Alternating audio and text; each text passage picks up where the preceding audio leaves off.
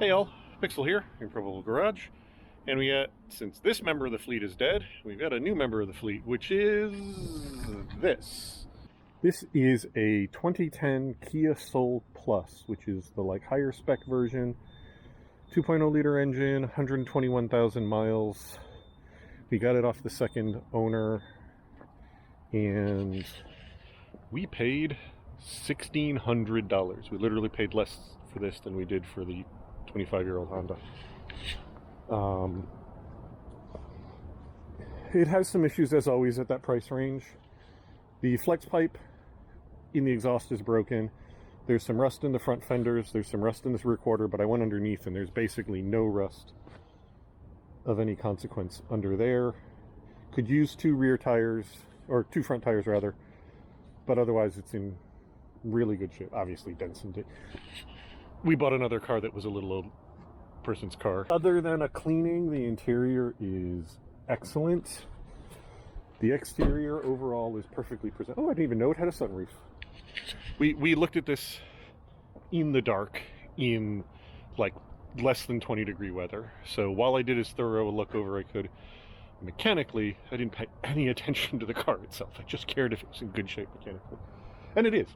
But the brakes are in good shape, front and rear. It's had recent front lower control arms. It had a recent tune-up with belts and everything.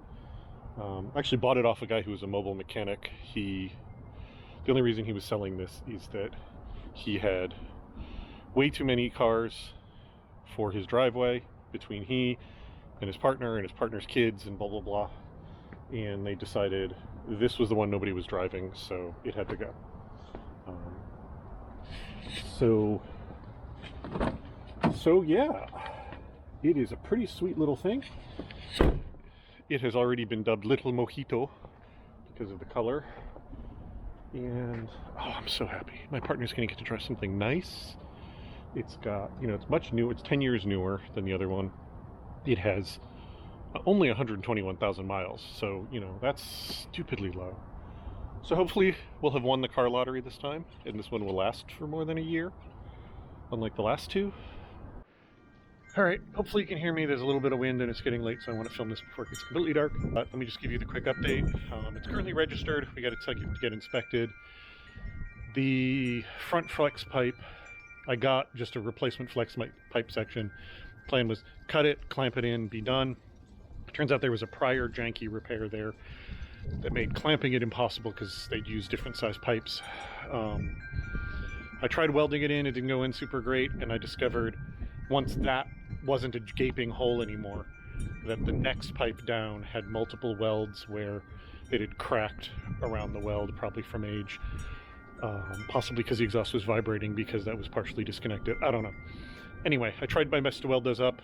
None of it went well just because old pipe, weird sizes. I was trying to, on one end of the flex pipe, I was trying to make up a quarter-inch gap all the way around. It seemed like something like that, some excessively large gap.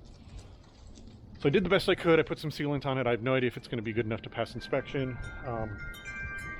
I moved the front tires. I flipped the front tires and back because the fronts had wear on the inside edge from before those front control arms were fixed. In the process, I was missing one lug nut and another one was in really bad shape. So I replaced those with just ones that don't match because I just needed lug nuts. So at this point, it's ready to try and put it through inspection. I don't know if they'll pass those tires because of the wear on the inside edge. I don't know if the issues with the exhaust system are good enough for them to pass it, but I've already ordered new stainless pipes to replace both those sections. They're just not going to get here before the car is due for its inspection. So I have to bring it in, let it get failed, and then I have 30 days to bring it in proper. So, that'll help me deal with the tires too if I have to. It did weirdly throw a code a couple days ago that was two different codes that were basically, I can't see the front oxygen sensor. They were just no communication, not the out of range or anything, just zero communication with the oxygen sensor. Which was really weird, don't understand that. Cleared it, driven it 100 miles, it hasn't come back. So I hope like hell it doesn't throw it for the next 2 days before it has to go inspection. And I've also ordered oxygen sensors, and I'm going to check the wiring, obviously, but I just hope, again, that it passes the inspection. Other than that, now we can go inside Other than that, I gave the interior a quick cleanup, and then I've put heated seats in the 2 front seats, and I've installed the switches in the box where it is under here. That's not hooked up yet because I just haven't. It's been bitterly cold anytime I've been free to work on stuff, and anytime it's been decent weather, I've had other stuff going on. So I'm gonna go get some parts for the Kia. We're gonna talk about that. Gonna head out right now, and yes, I'm in the cube and I'm playing with the buttons. All right, so here's the deal. The Kia went to inspection today, and I knew it was probably going to fail because of the exhaust, but we only get 12 days to get the initial inspection done in Rhode Island, so it had to go to inspection because today is not Christmas Eve, it's Christmas Adam. It's the one that comes before Christmas Eve. So this is my last chance before we would be late. So I just brought it to the guys I was bringing the cars to and said, look, it's going to fail for exhaust. I understand that. I just need it to fail so I get the 30 days to fix it. And, let me know what the other problems are. So they, did the inspection. They failed me for the exhaust. But they also failed me for 2 tires with cords showing. Which isn't quite true, but the tires that had been on the front before it had control arms, I moved to the back, but they were worn on the inside. I was kind of expecting that to happen, and that's why we're actually driving right now. Again, we're going to get to that. And it also failed because they said some of the tie rods were worn and out of spec. I forgot to ask them which ones. It was my own fault. I've already ordered all 4 tie rods, inner and outer, on Rock Auto, and once those get here, I'm probably just going to do all of them. If it's really obvious once I'm under there which one or ones are bad, I'll just do those, but it's not significantly harder to just do all the tie rods. And then as far as the tires are concerned, I just found someone selling 2 studded snows, brand new, used for like a very short period of time. Apparently they hated the studs, on wheels for a Kia for $60. I'm going to pull the studs out of them because we don't need studded snows in Rhode Island. It's just absolutely not necessary. But 2 snow tires are still good. I'll put those on the front. My partner left snow tires for the winter. It'll let it pass inspection, and that'll give me time to get new tires for the other 2 wheels. Either good used ones or, actually spend the money on new tires come spring. But that'll be taken care of. And the exhaust pipe parts are supposedly in the mail, and gonna head here pretty soon. So it should be pretty easy. Once I get all the pieces together, bang, bang, bang, bang, bang, get it all done. And then when I bring it back to them to re-inspect it, I'll pay them to align the front end with the new tie rods. And that'll guarantee that and any issues with the lower control arms, because I don't know. I know the person I bought it off put new lower control arms because you can see it, but I don't know if he ever got it realigned. So that'll just take care of all of that in one fell swoop. So it won't ruin a new set of tires.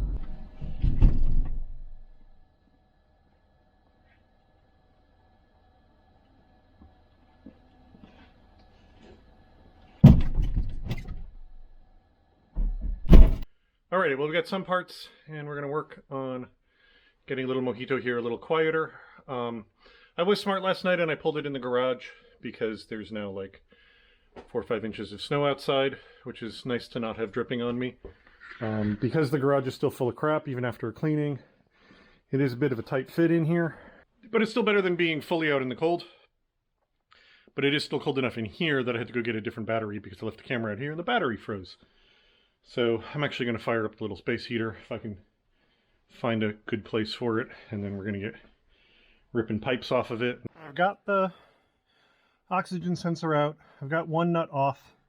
I used my favorite tool, the inductive heater. And just to give you an idea, let me show you the other, that's what it looks like. There's no bolt threads or anything left past where the nut was covering. And yet that came off with no effort. Let's see if the other one will do it. See if I can do this one-handed.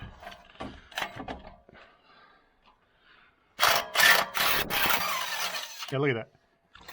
I love that tool so much. Hashtag not sponsored. But yeah, inductive heaters are amazing. It's like, I guarantee you without that, one of those would have snapped or stripped or something. All right, we got the pipe out. This is that spot I was talking about that I just could not get a proper weld into to fill. Looks like he even did a worse job than I thought. But anyway, that's the old one. Here's our new one. Let's see how good these are. That's a pretty good match. Might be very, very slightly shorter here. It's hard to be entirely sure, but that's a pretty good match. This curve's a little different, but yeah, I think that'll fit. Getting this one out was really hard from the, like pulling it from the front. I actually cut some of this off. Like I cut this off to get it out of the thing, but I cut that off to make it easier. So this may have to get fed in from the back, which means that means I may have to jack the back up to get this pipe and to cut the other one off to get this pipe in, but I'm going to try and get it in from the front. Alrighty, and we are in. I was able to sneak it in from the front. That weird shape with the thing, and there was a bit of hassle of finding the exact perfect lineup because one of the studs on the end kept getting hooked on the heat shield, but a little bit of like this way, push, twist, whatever, managed to get it in there. The gasket was a little bit small on the holes on that end, just drilled them out, they're fine. It's a lead or whatever kind of gasket. This end, I reused the old nuts temporarily because I don't have any of the right size. I will be coming back and replacing those with new ones, but I just wanted to be able to put the pipe in, and those are still taking the socket well enough that I can get them back off again. So this pipe is done and dealt with. The oxygen sensor is back in, so hopefully that leak is all dealt with. Now I got to figure out the best way to deal with that, and I'm thinking I'm going to have to jack the whole thing up. I'd love to put it on the quick jacks, but I don't think I want to pull it all the way outside like I would need to be able to do that. I don't know. I think it's lunchtime though. We're going to solve lunch first. Back at it, getting the pipe. I just got the pipe loose from the muffler at the back. The muffler has studs in it, so I really, really wanted to get those nuts out intact. And that was a challenge because there really wasn't much of them left. Just to give you an idea of how bad these two are, this is an 18. This is what I've been using to get off all the other ones. And, like, it's not even anywhere near there. So this one I got off using a 5/8. That's not it, that's a 17. But this one I got off using a 5/8. And then this one, I had to hammer a 16 onto it. I had to use a regular socket because I didn't have a 16 and a heavy. And you can see how well that went, but it got it off. So those two are completely trashed. I mean, I knew I already needed to get nuts for the front, but now I need 4 instead of 2. And then I still need bolts for where that pipe meets the cat, because that's yeah, anyway. But I got that off. Again, the heater, that's what you can kind of hear whining in the background. The heater saved my butt on those because you can see how bad that was. But heated them up till the stud in the center was cherry red and the nut was starting to turn cherry red. Stopped, let them cool just a little bit, and the time it took me to find the socket, hammer it on and whatnot. And once I got something that could grip it, it just spun them right off. No big deal. So, love that tool so much. So now I'm going to work on the center, trying to get that free. Hopefully with a little bit of luck, those will just take the 18 socket and come off. If they don't, as long as the stud is on the pipe I'm replacing end, I'm just going to lop them off like I did the other ones, and then rip that pipe out, and then before I can do reassembly I need the replacement nuts. But that pipe's way more accessible. It's not tucked under anything. I was afraid sometimes where those joints are between the pipe and the muffler are like up above the rear axle, but this is actually, the pipe for the muffler comes over the rear axle and is pointing down on the front of it, and this pipe meets it, so it's all like right there where you can reach it. Such a better design than so many. So, back at it. So, status update. I got the rear pipe off. The bolts that go from it to the center cat there, I cut the nuts off like I tried on the other side. That didn't release it. So I cut the heads off the bolts on the other side, and that released the other pipe, but the little bit of bolts still in there didn't want to move. So I cut those off flush now on both sides. Tried hammering them out, they don't move. So my suspicion is that that cat may have been threaded, because it's actually a bolt, it's not just a stud welded on like the other end is. So it's possible that that was bolted through, you know, into a threaded flange, and then a nut was also put on it. But I'm not sure. But either way, what I need to do now, that's why I'm out from under there, is grab a set of drill bits and just drill that out until I got a decent sized hole. Then I got to go get hardware, and then I can put everything together. All right, got the last of the hardware, got everything in. Overall, I'm pretty happy with it. Give you a quick tour. I replaced these two with better ones because these were the old ones. You can see there's very little of that left. Goes in, connects to the cat. That came with hardware for the connection for the end of that to the cat. And then the rest of it in there. New nuts and bolts for the cat to the rear pipe, and then down and connecting up to the end one with new nuts back there. Overall, I'm pretty happy with it. I wish the flange on the center of the muffler, or the pipe coming out of it, was rotated very slightly, because it does seem like it hangs down more than the original. But that could also be my fault, because drilling out those two studs out of the cat, neither of my holes went well. I burned up and broke a bunch of drill bits that just didn't want to drill. So they're not well placed perfectly. So one may be too far down or something in a way that's cocking the whole assembly, even though I tried my best. So I'm not going to really blame them for it. I may, now that I'm looking at it, go in and rotate that. I may go rotate that clamp so that it's up at the top instead of down, so that it's not the lowest thing.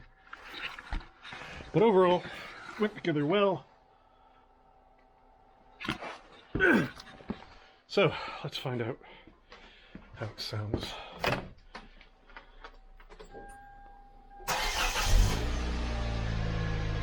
Oh, that's so much quieter. Oh, that's so much better. Like, it was already better when I did the repairs I did, but now... Oh yeah, no rumblies, no nothing. Beautiful. Job can be called done. Oh, and where's that pipe? So yeah, this one looked fine at first, but this was one of the holes. This had cracked around its weld, so tried to weld it, tried to goop it up.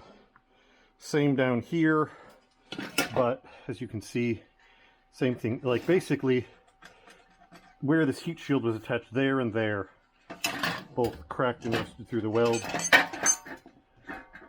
And there may be more rust under this pipe, but yeah, so that one that isn't fixed was up on top, so I never saw that. So I had no real chance to fix that because I had no idea it was even there. And you can see how rusted out the flanges and stuff are. So these were due for replacing. Like, no big worries there. So that's it for this. Alright, it's about a week later, and I got parts, inner and outer tie rods, it's an oil filter so I can do an oil change, and a cabin air filter, and that's the oxygen sensors I don't need after all. Yeah, that code never came back. I don't know what that one time where it said, I don't know what an oxygen sensor is. So, good. But I've rented the tool for the inner ones just in case I need it. So, let's get to it. Oh, also, the whole thing of the tires. So this is the tire that, when we bought it, was on the back. I moved it to the front.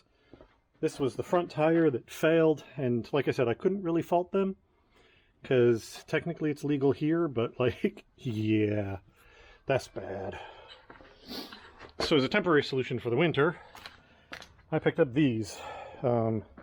These are for a Kia, whatever the small Kia is. They were studs. I took the studs out because there's no reason to run studs in Rhode Island. I'm going to put them on the front, and if it feels twitchy at all, I'm going to move them to the back, because two snows on the front of a car, sometimes it's some cars it's fine, some cars act real twitchy about that. The fact that the tires that'll be on the back have a ton of tread means I should be just fine. And we'll run those through the end of the season, and that'll give me time to either just buy 2 new tires and have them put on those other 2 rims, or find another solution or whatever. But it gets us through inspection, and it was $100 for the pair of them. So I was about to say easy solution, but cheap solution. Thought it was going to be easy, and then getting all the studs out of it was a royal pain in the butt, because you have to individually pry every single one out with a little screwdriver. Not a fun job, but did it. I now have a cup of little metal things, and they were all over the inside of the house because we did them inside because it was cold. And man, this thing doesn't get some distance. I got the boot off. We've exposed the thing. And the confusion is, see that little hole right there? On the car, there appears to be some sort of like pin or something in there. Not a normal roll pin, because it's, when you try to drive it out, it's just pin. It looks like almost like a double piece of metal was shoved in there and then cut off or something. Like it's a really weird thing. Tried to drill and pound it out. It didn't move. Went and found a video of somebody replacing it, and they just never mention that pin at all. They just say, put the tool on, remove the tie rod. So I'm very confused. We're about to try that right now on the theory that, worst case scenario, I think we're going to destroy the threads on the tie rod coming out. So who cares? But very confused why. That's clearly there on the thing, but and there's clearly a hole in it. But, and the video is not even some random person. It's THQ, or it's one of the car part companies, like how-to videos that are usually pretty good, that just doesn't mention it. So it's about to get interesting, possibly in a good way, possibly in a bad way. Alrighty, I got this side done, except for getting the back of that boot back on. Turns out, despite that hole being there, it's not used for anything. And in fact, where I was drilling was right into the body of the thing itself. So weird. So that's on there with blue Loctite. The inner one's all set, like I said, except for the boot. The outer one's all completely done. My partner's loosening the other side.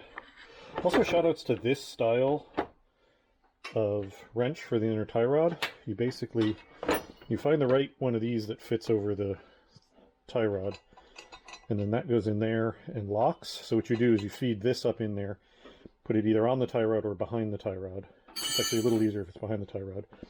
Slide this pipe down until this drops into there, and then you lock it in place like that.